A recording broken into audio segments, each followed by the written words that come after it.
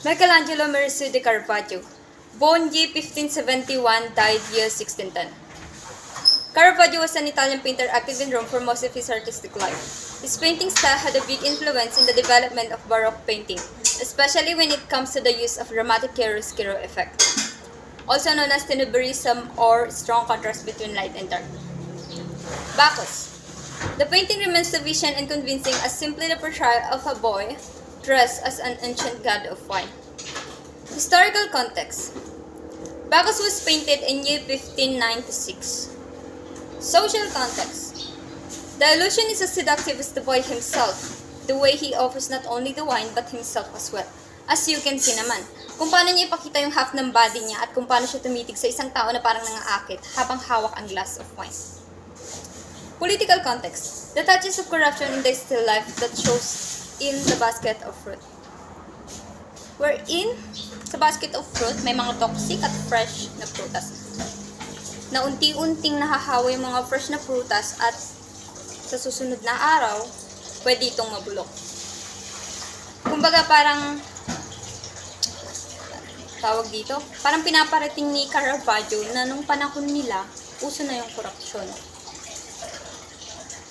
Based on my understanding. Scientific context. The vanity thinks that the boy is triumphant only in his youth, which will vanish as quickly as the bubbles in the carafe of freshly poured wine. Base sa pagkakaintindi ko dito, yung kisig at lakas ng kabataan, yung tapang niya, yung pagiging matagumpay niya, darating yung panahon na maglalako din. Kasi, ang pagiging kabataan ay may hangganan. Kung kaya't, yung lakas niya, mawawala din na parang bula. Parang bula lang sa wine. Fortune Teller is a painting by Italian Baroque artist Michelangelo Merisi de Caravaggio. It exists in two versions both by Caravaggio. The first from 1594, now in the Musei Capitoloni in Rome. The second from 1595, which is in the Louvre Museum, Paris. The dates in both cases are disputed. Scientific context. The painting shows a foppishly dressed boy. In the second version, the model is believed to be Caravaggio's companion, the Sicilian painter Mario Minetti, having his palm read by a Romani girl. The boy looks pleased as he gazes into her face, and she returns his gaze. Close inspection of the painting reveals what the young man has failed to notice. Political context.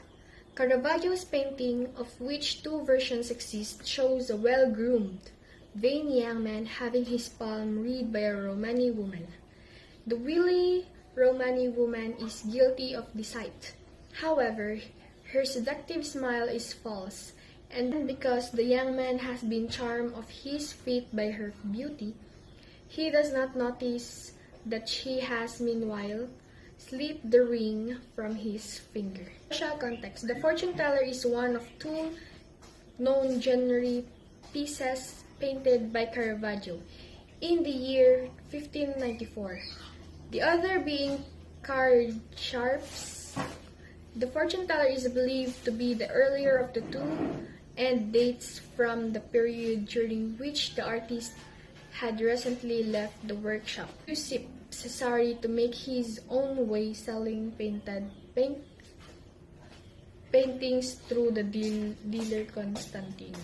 The Card Sharp by Michelangelo Merisi de Caravaggio. Historical context. The Card Sharp, painted around 1594, is a painting by Italian Baroque artist Michelangelo Merisi de Caravaggio.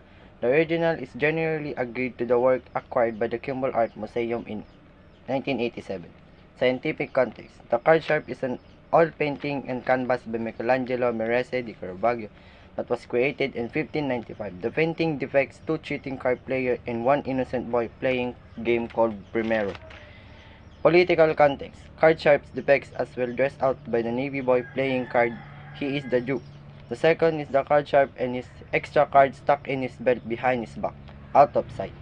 The The social context. Painting of two young men playing cards while a third older man watches. The older man is looking over the shoulder of one young man and is gesturing two fingers to card sharp. The Musicians, historical context, was painted in year 1595 is an example of the Venetian pictorial genre of an concert picture, exemplified by Titian's earlier 1510 work, The Pastor Concert, in which artists celebrated the performance of music. Social context depicts a rehearsal rather than a concert, and the inclusion of the classical clothing of the musicians and with Cupid in the upper left signals symbolic intent, probably linking music, love, and wine. The violin in the foreground invites the viewer. Political context. Caravaggio's patron, Cardinal del Monte, for whom this work was commissioned, was interested in music, and he and his friends tutored musicians and encouraged musical experimentation. Scientific context. The musicians are rehearsing madrigals and the flute player in the center is transported by the music.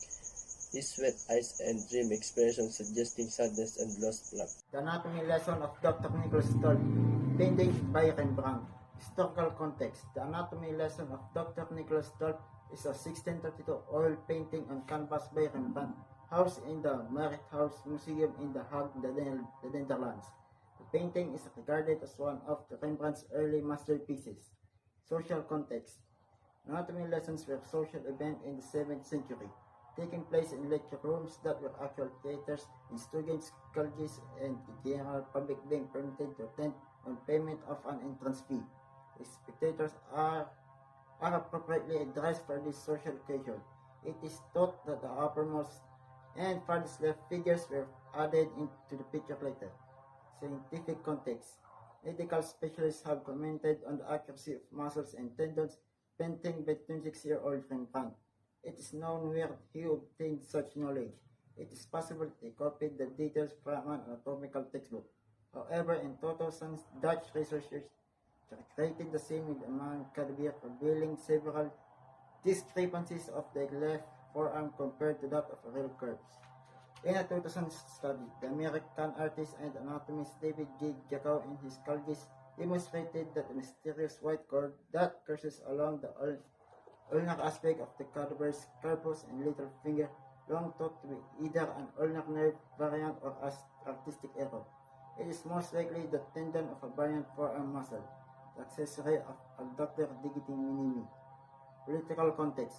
Every 5 to 10 years, the Surgeons Guild would commission a portrait by leading portraitists of the period. Rembrandt was commissioned for this task when he was 25 years old, and newly arrived in Amsterdam. It was his major commission in Amsterdam. Each of the men included in the portrait would have paid a certain amount of money to be included in the work, and the more central figures, in this case Turk, probably paid more, even twice as much. Rembrandt and Otto Project radically altered the conventions of the genre by including a full-length corpse in the center of the image, using Christ-like iconography, and creating not just a portrait but a grammatical mise-en-scene. Rembrandt's image is a feature in a typical anatomy lesson. A surgeon would begin by opening the chest cavity and thorax because the entire organ decays most rapidly. The Night Watch is a group portrait of militia company of Captain Franz Banning Cock and Lieutenant William Reitenberg. Historical context was painted in year 1664. Social context. The Amsterdam Guild of Sharpshooter with consists in 18 people. The painting is full of action and movement. In the center, you see Captain Franz and Banning-Kapp and Lieutenant William van Reitenberg. Political context. The primary purpose of the Grandes men was to serve and defender of their cities. Scientific context. The so-called night watch is not a night sense at all. It actually takes place during the day.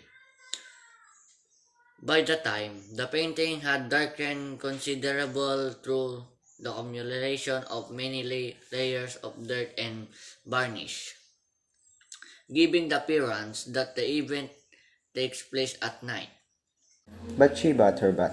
Historical context. Bathsheba Turbat is an oil painting by the Dutch artist Rembrandt finished in 1654.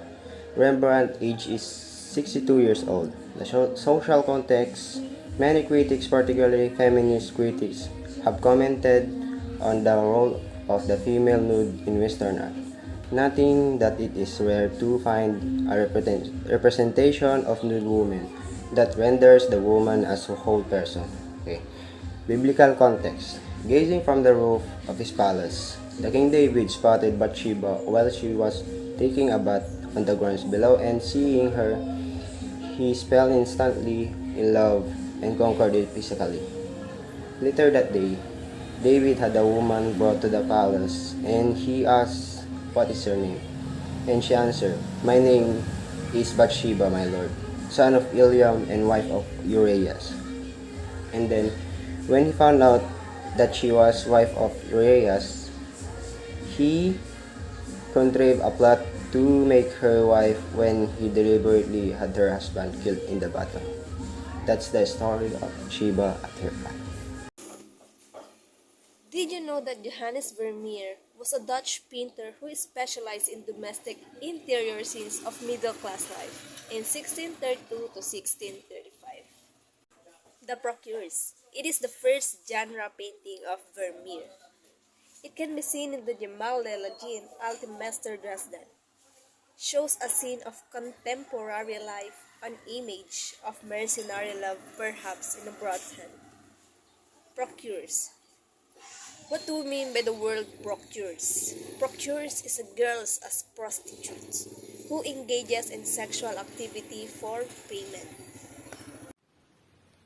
Woman in blue reading a letter. The viewers cannot see what it says, but the facial expression suggests that it's starting news. A string of pearls and other piece of paper on the table in front of her. Historical context was painted in year 1664. Social context. In no other painting did Vermeer create an intricate counterpoint between the sculpture framework of the scene. Political context. The painting, which is the collection of Greek Museum in Amsterdam, is regarded by scholars as Vermeer at the height of his compositional powers, but also as one of most mysterious works. Scientific context. Vermeer's design sensitivity. However, it's not limited to the placement of objects in his composition, but also extends to the patterns of shape between objects. Girl with the Pearl Ear, also known as the Mona Lisa of the North, it portrays a woman sitting before a dark background, gazing out at the audience with bright eyes and slightly parted lips. Historical context. It was painted in year 1665. Social context. The girl's enigmatic expression coupled with the mystery of her identity has led some to compare her to the equivocal subject in Leonardo da Vinci's Mona Lisa. Unlike Mona Lisa, however, Girl with a Pearl Earring is not a portrait but a trolley, a Dutch term for a character or type of person. Political context. Girl with a Pearl Earring is a priceless masterpiece today. The only time anyone purchased it for money was 1881. Arnaud's Andres de Stamba brought the artwork from the Hague at auction in 1881 on the advice of Victor Vitreus, who spent several years trying to prevent foreign interests from acquiring Burma's most valuable artworks. Scientific context. Researchers studying the painting in 1994 determined the sum of the cracking, especially the darker cracks along the subject face, are due to 1915 restoration, when technicians used a material containing free resin to replace the varnish.